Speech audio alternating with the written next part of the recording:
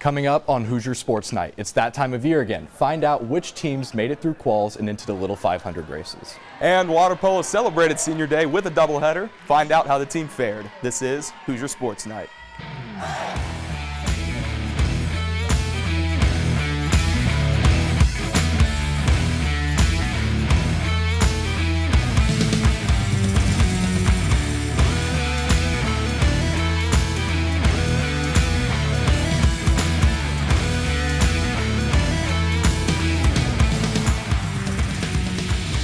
Hello and welcome to Hoosier Sports Night. I'm Mason Williams. And I'm Riley Woodall. Mason, as a fellow Packers fan, what are your thoughts on Devontae Adams?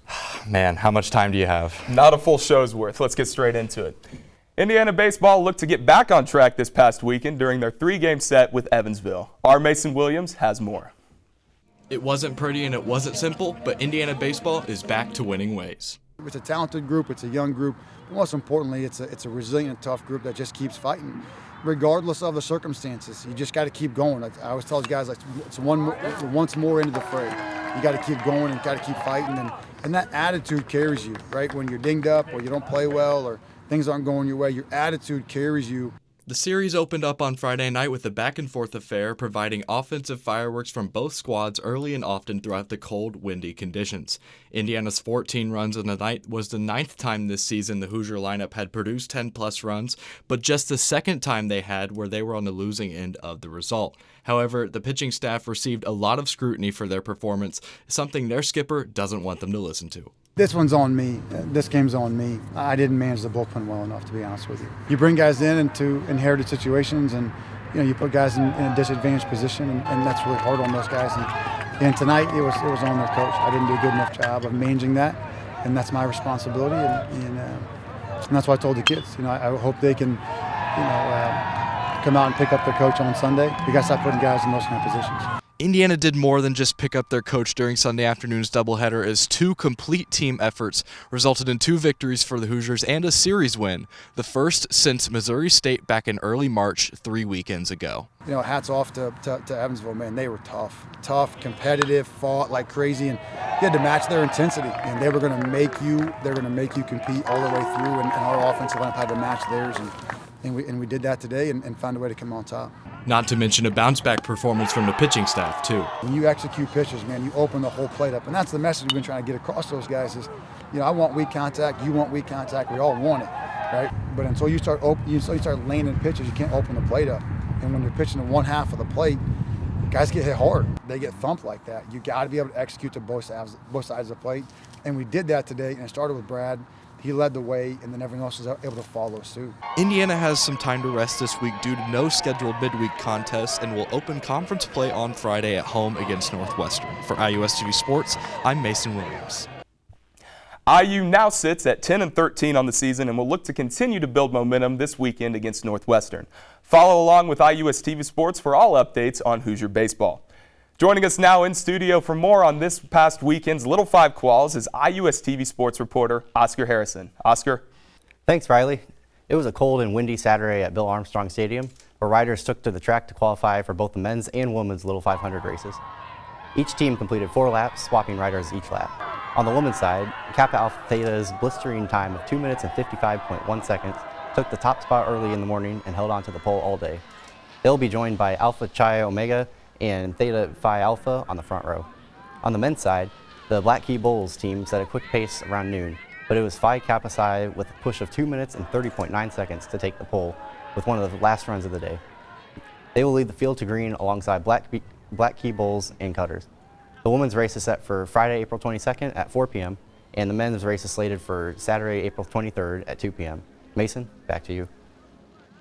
Thanks, Oscar. Indiana softball traveled to Columbus this weekend to open up Big Ten play against the Ohio State Buckeyes. Our Chloe Whitman has more. Indiana softball kicked off Big Ten play this weekend in Columbus to take on the Ohio State Buckeyes. The Buckeyes took the series 2-1, but head coach Shonda Stanton was impressed with their team's offense. Even though we didn't come out and take the series, I am darn proud of this ball club. Throughout this chilly weekend here in Columbus, the Hoosiers' offensive production remained consistent. Team 49 saw 8 home runs over the weekend, including 2 from freshman Brianna Copeland in one game. The way we hit the ball this weekend was incredible. The bats were hot for the Hoosiers, but the team struggled to find their rhythm defensively. I think what hurt us this weekend in not taking the series was not taking care of the ball.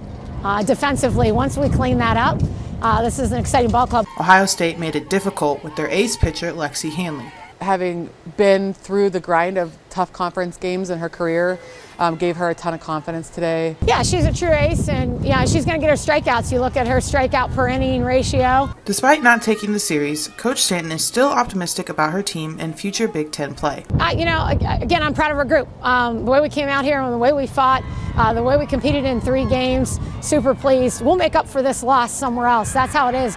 Indiana softball will be back at Andy Moore Field Wednesday to host Kent State at 4. For IUS TV Sports, I'm Chloe Whitman. Team 49 continues Big Ten play this weekend in Madison as they take on the Badgers starting Friday at 4 p.m. Make sure to follow Ryan Costello, Samantha Condra, and Chloe Whitman for all Indiana softball updates.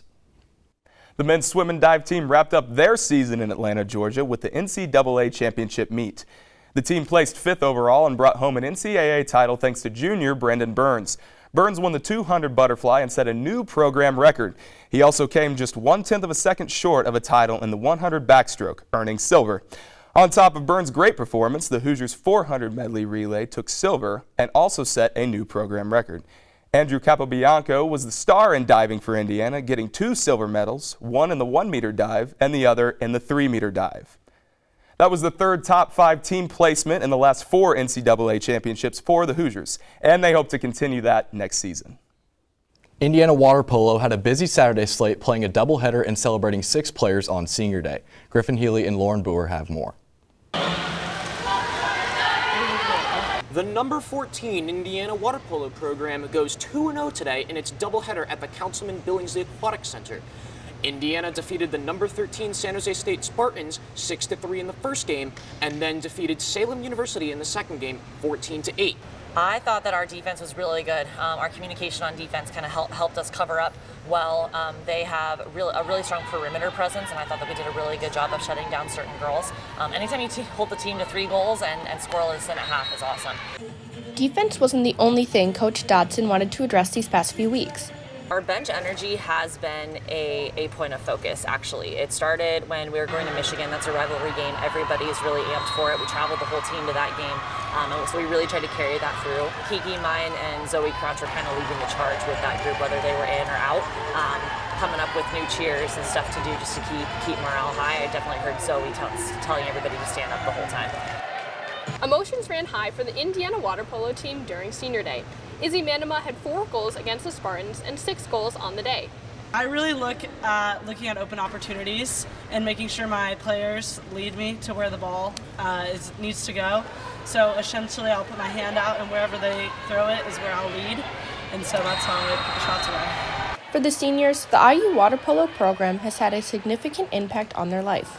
This program's meant a lot to me. It's given me my literal best friends and people I will always be friends with for the rest of my life. I don't know where I would be without this program, honestly. I've made such great connections to people, and I can't imagine my life without these people. I love these girls. They're my family, and the coaches absolutely love them, so I couldn't ask to be part of a better program. This year's Senior Day celebration was special for many reasons. We didn't have any seniors last year, and then the year before everything got cut short, so we're really excited to celebrate them. They've been through a lot since they've been here, a coaching change, a conference change, so these girls have really helped shape where the program is today, and they're setting us up for the future. Indiana plays 3 away games on April 9th and 10th against Santa Clara, Cal State East Bay, and number 1 Stanford. For Griffin Healy and IUS TV Sports, I'm Lauren Boer. Indiana is currently 12-12 this season and will travel to California on April 9th and 10th for games against Cal State East Bay, Santa Clara, and number 1 ranked Stanford. Follow IUS TV Sports beat reporters Lauren Boer and Griffin Healy for updates throughout the season. Coming up after the break, Jevin Mikowski joins us in studio for a look at the recent changes in the men's basketball program. And we have more on golf, tennis, and track and field. You're watching Hoosier Sports Night.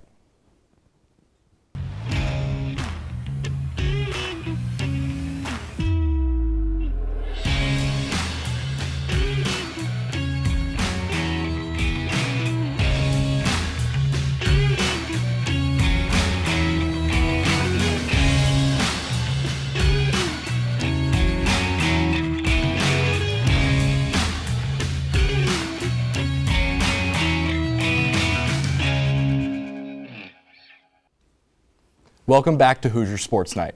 Joining us now with more on the recent developments out of IU men's basketball is Jevin Mikowski. Jevin?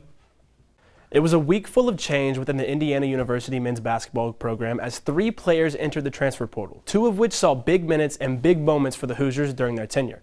Also, head coach Mike Woodson announced last Friday that Brian Walsh, the program's team and recruiting coordinator, will be elevated to the position of assistant coach. In his first press conference in his new role, Walsh said, quote, "It has been amazing. I mean, this is an absolute home run grand slam for myself in my young career. So, this is just what I feel like I was born to do, and I just love it. It is really not work for me," end quote.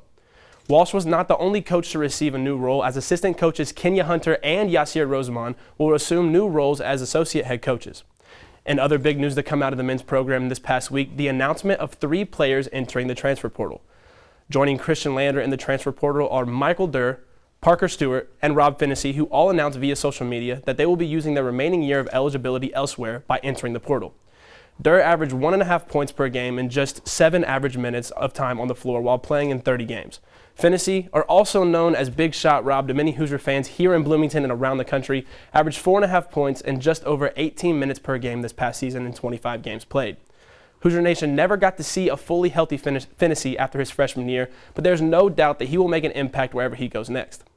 Stewart, the lone starter to enter the transfer portal thus far, averaged 6.2 points per game while shooting just under 40% from long distance during his short stint with the Hoosiers.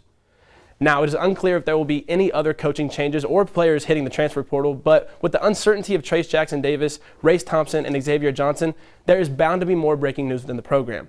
In the meantime, be sure to follow along with myself and Evan Kamiko to stay updated on everything IU men's basketball. Thanks, Jevin. The men's golf team sent 4 individuals to compete in the Butler Spring Invitational on Monday and Tuesday, with 1 Hoosier finishing in the top 20. Junior Eric Berggren shot a 69 career low in the second round to finish 4 over and tied for 15th. Fifth-year senior Evan Yakubov finished tied for 27th at 7 over for the tournament. Both freshman Ethan Shelf and sophomore Robbie Bender III played in their first tournaments of the spring season. Shelf placed tied for 81st, and Bender placed tied for 43rd. The Hoosiers will travel to West Lafayette on April 9th for the Boilermaker Invitational at the Ackerman Allen Golf Course. The women's golf team finished up the Chattanooga Classic on Tuesday in last place of the 20 competing teams. It was a tough weekend for the Hoosiers without 2 of their usual starters competing in Mary Parsons and Valerie Clancy. Sophomore Anya Donegan was the highest placing Hoosier in the tournament, shooting a 7 over par through 3 rounds. Her best round came on the final day when she shot a 72 to finish tied for 31st. Freshman Beatriz Hunqueria out of Brazil played in her first tournament of the spring season and shot a 73, 1 over par in her final round. The Hoosiers will look to brush off this poor performance when they host the IU Invitational at the Foul Course next weekend. The Indiana men's tennis team had a tough weekend following to rival Purdue 0-4. Our Blake Spillers has the recap. The Hoosiers were at home against Purdue on Friday, where they battled all day against the Boilermakers. At the start of the match, the doubles pair of Michael Andre and Luka Vukovic won their match, making it their second win in a row as a pair. But ultimately, Purdue was able to steal the doubles point to get the early lead. Playing 3 doubles, and our team is very even in terms of skill, so I feel like we have a bigger advantage playing at 3 because our lineup could be very fluid. In practice, we're all sort of near the same level, so us playing 3 against their worst players makes it easier for us to win. The singles matches were close across the board, as 4 matches were either in a third set tiebreak or were headed that way before Purdue ultimately clinched the match. Karsten Haskins at number 1 singles and Luka Vukovic at number 3 both won their first sets in singles, but Purdue clinched the match 4-0 before they could finish their matches. The Hoosiers will look to get their first Big Ten win of the year next weekend when they play 2 matches at home against Ohio State on Friday and Penn State on Sunday. Need to convert some of the points that are big in the matches. I know in my match I didn't convert a single break point or win a single deuce point, so that's big because I lose a match in an hour and 15 minutes, and so does court 6, and then we're facing 3-0. There's a lot more pressure there, so I think if we convert some of the bigger points, especially the deuce points, these results could easily be flipped. For IUS TV Sports, I'm Blake Spillers. The Hoosiers will look to get back on track as they will take on Ohio State this Friday and Penn State on Sunday. Be sure to follow along with Kara Adams and Blake Spillers for updates. IU track and field has been busy these past few weekends as Rocoy Braithwaite set new records and the Hoosiers opened up their outdoor season in Raleigh. Braithwaite finished indoor season at the 2022 NCAA Indoor Track and Field Championships, taking a second-place finish in the 60-meter final. His time of 6.52 seconds was a personal, school, and Big Ten record. Braithwaite was honored as a first-team All-American following the race. The next weekend, he traveled to Serbia for the 2022 World Athletics Indoor Championships to compete for his home country of the British Virgin Islands, advancing to the semifinal round. Last weekend, IU traveled to North Carolina for their first outdoor meet of the season at the Raleigh Relays. Alyssa Robinson got the Hoosiers off to a good start when she was the overall winner of the women's 200-meter. Antonio Laidler followed Robinson's success in the men's 200-meter, clocking in another Indiana victory. Other notable Hoosiers were Camden Marshall, who captured bronze in the men's 800-meter, and the women's 4x4 relay team, who combined for a fifth-place finish. Indiana is back in action this Friday and Saturday as they head to Gainesville, Florida to participate in the Pepsi Florida Relays. The IU women's tennis team faced off against Iowa and Nebraska in Bloomington this past weekend. Our beat reporter Lionel Smolansky has the recap. It was a long and hard-fought weekend of tennis for the Indiana Hoosiers as they played host to the Iowa Hawkeyes and the Nebraska Cornhuskers in their first home Big Ten matchups on the season. On Saturday, Indiana secured their first Big Ten win on the season as they came back in dramatic fashion against the Iowa Hawkeyes, winning by a score of 4-3.